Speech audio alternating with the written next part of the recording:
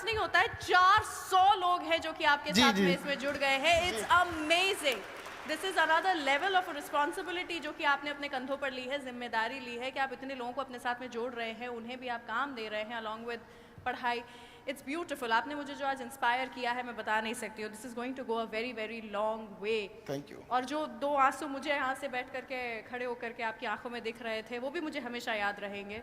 Thank you so much. Thank you. Thank you, thank you. Corporate social responsibility की जब बात आती है तो बहुत बड़ी जिम्मेदारी हो जाती है, क्योंकि महज ये एक पैसा और फंड रिलीज़ का नहीं, बल्कि एक समाज में सकारात्मक बदलाव लाने की बात होती है। सीएसआर फंड की अगर जो हम बात करें तो सबसे ज़्यादा सीएसआर फंड होता है वो एजुकेशन में खर्च होता है, दूसरे नंबर पर हेल्थ आता है, और इसी तरह से तमाम बहुत सारे सेक्टर्स हैं। एजुकेशन की बात हो और खान सर का नाम ना हो तो ये हो ही नहीं सकता। The CSR journal excellence award के मंच पर खान सर बतौर यूथ आइकॉन इनको नवाजा गया। हमारे साथ खान सर मौजूद है। सर, एजुकेशनिस्ट हैं आप, सीएसआर और एजुकेशन को बिल्कुल अलग से नहीं जोड़ा जा सकता, मतलब इसको अलग नहीं किया जाता, इसको जोड़कर ही देखना ज़रूरी है। सर, कैसे और क्या? देखिए, सबसे पहले तो जो आपका ये सीएसआर जनरल जो आप लोगों ने इधर ऑर्गेनाइज़ किया, ये सबसे सैल्यूटेबल वर्क है आप लोग का, क्योंकि जो कंपनियां इतने हैवी टैक्स रेट, देखिए जीएसटी, इनकम टैक्स, इन सब के बावजूद अगर कोई अपने उसमें से सीएसआर के लिए अलग से फंड निकाल रहा है, इट मीन्स वो उसके लिए भी उसको आप लोगों ने जो अप्रिसिएट किया, ये बहुत बेहतरीन काम है। और जो सीएसआर फंड को जो एजुकेशन की ओर ले आया जा रहा है, इसमें से वुमेन एजुकेशन है, जो महिलाओं के लिए एजुकेशन है, और ख़ास करके रूरल एरिया में इसमें फंड करने की काफ़ी ज़्यादा ज़रूरत है। सर, एजुकेशन में आप काम करते हैं, आप कुछ अपील करना चाहेंगे कॉर्पोरेट के साथ कि कुछ आपके साथ कुछ वेंचर हो, कि क्या क्या अपील करेंगे? अपील ये है कि देखिए, एजुकेशन को, मतलब एजुकेशन एक सबसे लोएस्ट प्राइस पे होना चाहिए, खास करके इंडिया जैसे देश में। हमारे यहाँ एजुकेशन बहुत शुरुआत से बहुत पीछे रह गया एजुकेशन। तो कारपोरेट जो फंड्स आते हैं उनको एजुकेशन में अगर वो ले आके इसका सदुपयोग करते तो अच्छी बात है। हम भी यही कहेंगे कि एजुकेशन पे ध्यान देना चाहिए। एक्चुअली ये होता है क्या कि एजुकेशन में इंफ्रास्ट्रक्चर और कैपिटल इन्वेस्टमेंट बहुत ज़्यादा आता है और तुरंत इनकम नहीं देता है। वो उसका आउटकम बहुत लंबे समय बाद दिखता है। अगर कोई यूनिवर्सिटी है या कोई कॉलेज है, कोई इंस्टीट्यूट है, तो कम से कम उसको 5-10 साल मेहनत करना पड़ेगा, तब उसका एक आउटकम दिखेगा। तो इस वजह से बहुत सारे लोग ना, जो कम समय में आउटकम चाहते हैं, वो लोग इससे भागने लगते हैं। तो एजुकेशन को भी, इस सीएसआर को भी इस सेक्टर में एक और बेहतरीन ढंग से देखने की ज़रूरत है। सर, एजुकेशन की बात करें तो सिर्फ यही होता है कि किताबी पढ़ाई, स्किल डेवलपमेंट भी एक एजुकेशन होता है जहाँ पर सीएसआर का अच्छा खासा फंड इस्तेमाल होता है। सर, इसको और बाइफरकेट कैसे किया जाए ताकि सीएसआर का जो पैसा है वो बहुत अच्छी तरह से यूटिलाइज किया जा सके? मतलब एजुकेशन में क्या क्या हो सकता है? देखिए, एक एजुकेशन में ना आप देखिएगा ना, तो हमारे यहाँ जो रिच फैमिली है उसको तो पैसे की कोई प्रॉब्लम नहीं हो, तो उसके लिए स्किल वगैरह नहीं, वो बेहतरीन ढंग से अपना एजुकेशन देते जा रहे हैं।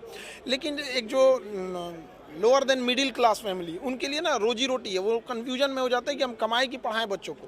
तो वैसे लोगों के लिए स्किल बहुत ज़्यादा ज़रूरत होता है, ताकि वो अपनी मिनिमम ज़रूरतों को अपने स्किल के दम पे अर्न कर सके, और बाकी वो अपने नॉलेज और आगे स्किल और चीज़ों को निखार के आगे बढ़ सके। तो 50% एजुकेशन पे और 50% स्किल पे, दोनों साथ रखना चाहिए, ताकि दोनों एक साथ पैरेलल हो सके। सर, आप रिमोट इलाके से आते हैं, आप ऐसे देश की जनता को रिप्रेजेंट करते हैं जो यूथ है। एजुकेशन आपके लिए एकदम से आपको बिना इससे जोड़ा कर ही देखा जाता है।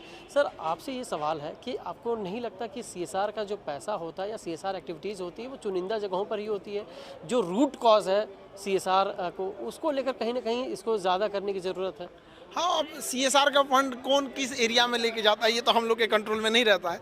लेकिन हाँ, एक है कि डिजिटलाइजेशन जब से हुआ है, 5G या फिर डिजिटलाइजेशन की वजह से, उससे एक फ़ायदा हुआ है कि जो रिमोट एरिया थे वहाँ तक एजुकेशन अब अच्छे से पहुँच चुकी है। और डिजिटल होने से एक फ़ायदा ये हुआ है कि मतलब लो कॉस्ट में एजुकेशन एफोर्ड हो सकती है।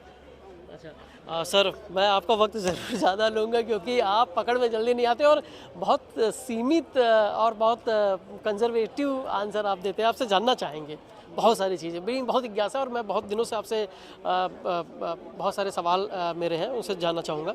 सर, आपकी जीवनी, आपका जो संघर्ष है उसे दुनिया जानती है, दुनिया जग जाहिर है वो सर। लेकिन उस जीवन और उस संघर्ष के पीछे के बाद जो मजबूती आपको मिली है उसके बारे में मैं चाहूँगा कि उन सब चीज़ों के बारे में आप हमारे सिर्फ संक्षेप में बताएं।